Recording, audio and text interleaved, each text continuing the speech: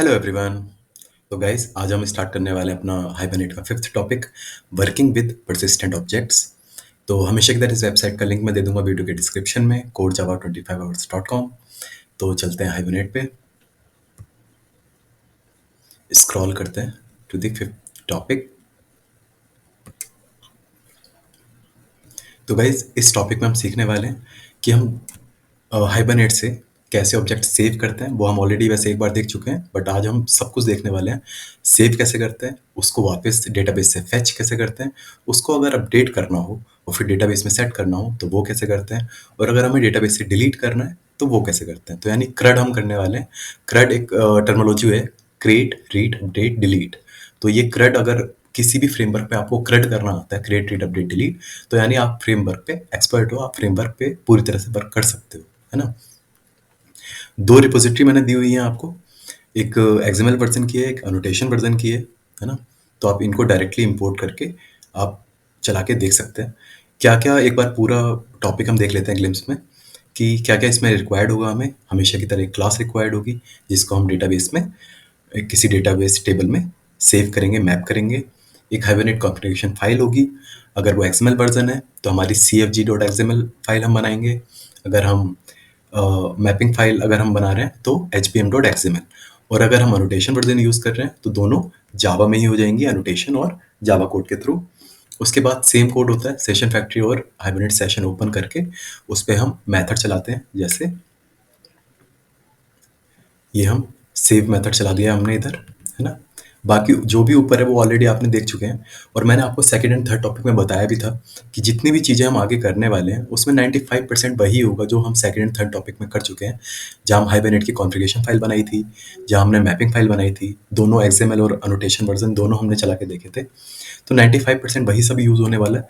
बाकी 5% चीज़ें जो चेंज होंगी उसी के थ्रू हम सारे टॉपिक एक्सप्लोर करने वाले हैं। तो सेविंग ऑब्जेक्ट का तो हमने देख लिया है ऑलरेडी। उसके बाद हमारा रिट्रीव कैसे करते हैं, अपडेट कैसे करते हैं, डिलीट कैसे करते हैं, वो हम इसमें देखने वाले हैं। बहुत सिंपल होने वाला है। जैसे सेव जब हमने किया था तो हमने क्या किया था, session dot save method just perform कर दिया था। जो भी वैल्यूज हमें सेट करनी थी ऑब्जेक्ट पे वो करके, और डेटाबेस में वो सेव हो गया था। अपडेट करने के लिए बहुत सिंपल है, उस ऑब्जेक्ट पे ही आप क्या करेंगे, कोई वैल्यू अपडेट कर देंगे। जैसे मैंने नेम अपडेट कर दिया, कुलदीप शर्मा कर दिया और उसको अपडेट मेथड पे चला दिया है। रिट्रीव करने के लिए हम एचक्यूएल यूज़ कर रहे हैं सिंपली। तो फ्रॉम पर्सन हम यूज़ कर रहे हैं। पर्सन क्यों कर रहे हैं, अगर टेबल का नेम कुछ और हुआ तो कोई मैटर नहीं करता है।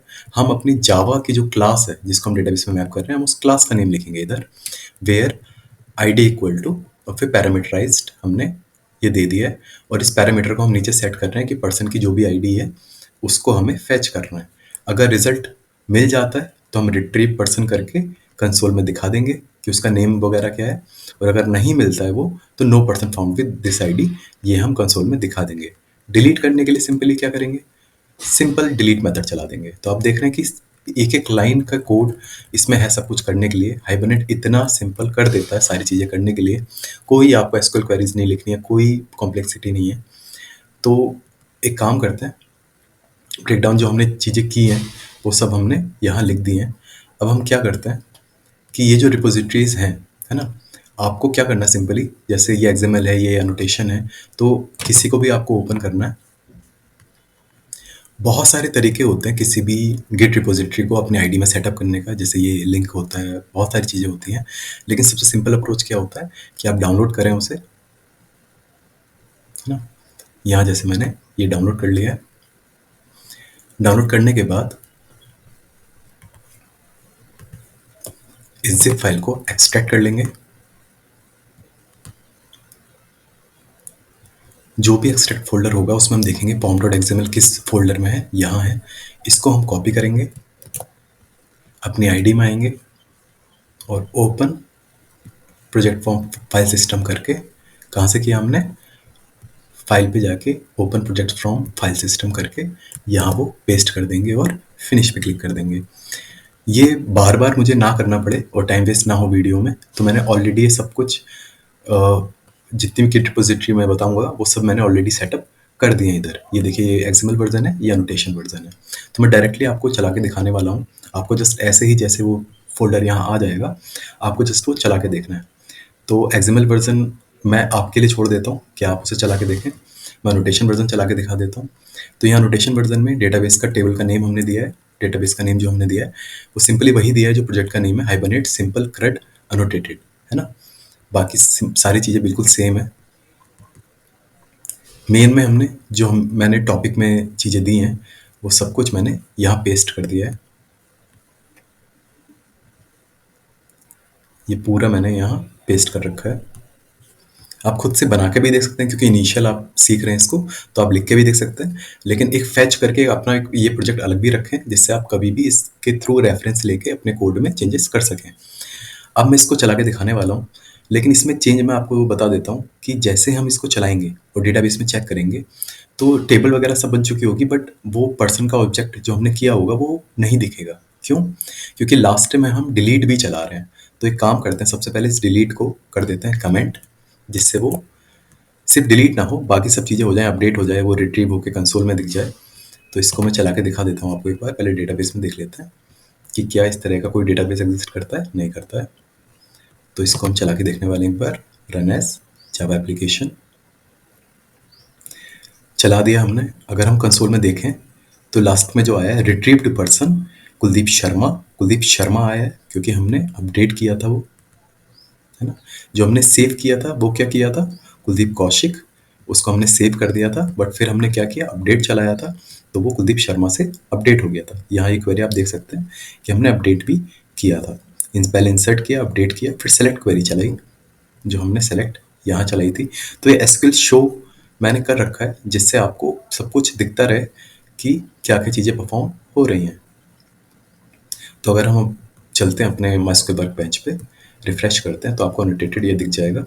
टेबल क्या इसके अंदर बनी है, यस टेबल बनी है।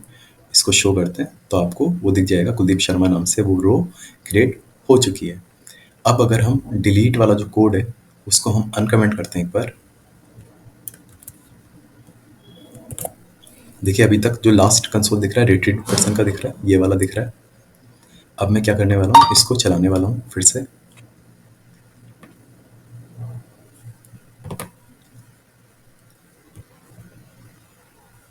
तो देखिए रिट्रीव्ड पर्सन चला है, उसके बाद क्या चला है, डिलीट चला है, delete from person where ID is equal to this.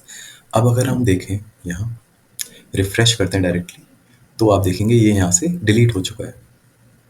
तो यानी हमने डिलीट भी चला लिया है। चलिए एक बार मैं आपको, क्योंकि ये पहला प्रोग्राम है CRUD का, तो मैं आपको एक्सएमएल वर्जन भी चला के दिखा देता हूँ, है ना। लेकिन नेक्स्ट टाइम से मैं सिर्फ कोई एक प्रोजेक्ट चलाऊंगा, या तो एक्सएमएल अनोटेशन, एक्सएमएल का या फिर अनोटेशन का, और बाकी आपको चलाना होगा। मेन फाइल पे जो होगा वो सब कुछ सेम होगा, आपको पता है ना। पर्सन क्लास अनोटेटेड नहीं होगी क्योंकि हम इसके लिए क्या यूज़ कर रहे होंगे, मैपिंग फाइल यूज़ कर रहे होंगे। तो हमने मैपिंग फाइल यहाँ दे रखी है, CFG फाइल यहाँ हमने दे रखी है ना। अब हम इसको चला के देखते हैं। क्योंकि मैंने अभी डिलीट कमेंट नहीं किया है तो वो डिलीट नहीं दिखेगा, मतलब वो डेटा में नहीं दिखेगा और डिलीट की क्वेरी यहाँ दिख जाएगी। तो मैं एक बार इसको बंद कर देता हूँ पहले प्रीवियस वाले को, और इसको चला के दिखाता हूँ। तो देखिए कुलदीप शर्मा यहाँ भी आ गया सेम चीज़, और हाइबरनेट डिलीट का वो भी चल गया है। अगर हम देखें कि क्या हमारा अलग डेटाबेस बन गया है, तो देखिए CRUD नाम का डेटाबेस भी बन गया है। ये अनोटेटेड के लिए बना था, ये CRUD के लिए बना है। तो मैं आपको दिखा देता हूँ कि इस वाले CFG में मैंने क्या किया था, जो डेटाबेस का नेम दिया था वो सिर्फ CRUD तक दिया था, जिससे हर एक का अलग डेटाबेस आपका क्रिएट हो जाए। तो CRUD में हम देखेंगे तो बिल्कुल सेम टेबल हमारी क्रिएट हुई होगी, और उसमें भी ये वैल्यूज़ डिलीटेड मिलेंगी आपको, लेकिन कंसोल में आप देख सकते हैं कि सारे ऑपरेशन आपके परफॉर्म हुए हैं। इंसर्ट हुआ है, अपडेट हुआ है, सेलेक्ट क्वेरी चली है जिससे हम फिर फैच करके रिट्रीव्ड पर्सन का कंसोल दिखाया है, और फिर हमने डिलीट किया। तो गाइस इतना सिंपल है। आपको ये मैंने गिट रिपोजिटरी इसलिए बना के दी है जिससे आप सिर्फ थियोरेटिकल ना पढ़ें, आप साथ साथ वो कोड चला के देखें और आपके पास वो कोड हमेशा हो रेफरेंस के लिए, है ना। तो ये पूरा आप एक बार गो थ्रू जरूर करें, और ये गिट रिपोजिटरी दोनों आप सेटअप करके चला के जरूर देखें। अगर कोई एरर आता है तो आप कमेंट करिए, मैं उसका सोल्यूशन फ़ौरन दूंगा जितना जल्दी हो सके, और फिर ये आपका ईजिली स्मूथली चल जाएगा। ओके गाइस, मिलते हैं नेक्स्ट वीडियो में। Thank you so much.